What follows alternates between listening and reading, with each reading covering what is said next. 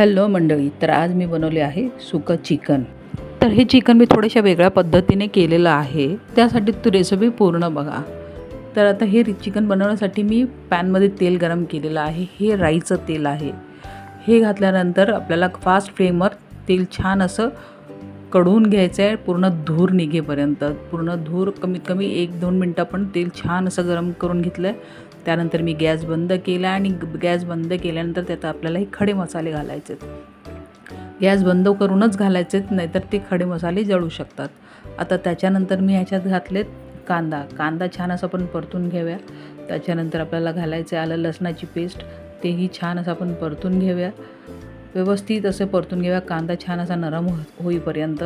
त्याच्यानंतर आपल्याला ह्याच्यात घालायचं आहे मीठ घातल्यानंतर घालायची हळद घालून छान असं आपण हे व्यवस्थित असं मिक्स करून घेऊया. त्याच्यात आपण 2 हिरव्या मिरच्याही घातलेल्या आहेत, तेही छान असं आपण परतून घेऊया. राईच्या तेलात बनवल्यानंतर चिकनची टेस्ट अप्रतिम येते, तर त्यामुळे तुम्ही एकदा नक्की ट्राय करा. आता त्यानंतर मी घातलेत मसाले. त्यामध्ये आहे लाल मिरची पावडर, धना पावडर आणि गरम मसाला.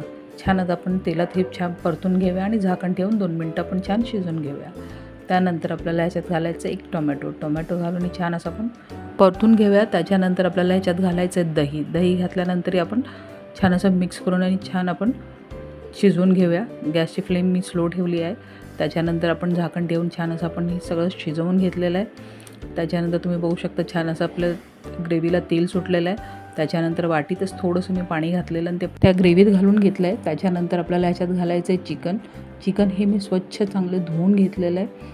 त्याच्यानंतर आपण हे चिकन आपल्याला ह्या ग्रेव्हीत छान मिक्स करून घ्यायचं आहे. कमीत कमी 1 ते 2 मिनटं छान परतल्यानंतर त्याच्यावर झाकण ठेवायचं आहे. त्याच्यानंतर आपल्याला ह्याच्यात वेगळं पाणी अजिबात घालायचं नाही. चिकनचं जे पाणी सुटेल त्याच्यातच आपल्याला चिकन छान शिजवून घ्यायचं आहे. तर तुम्ही बघू शकता चिकन आपलं छान असं शिजलेलं आहे.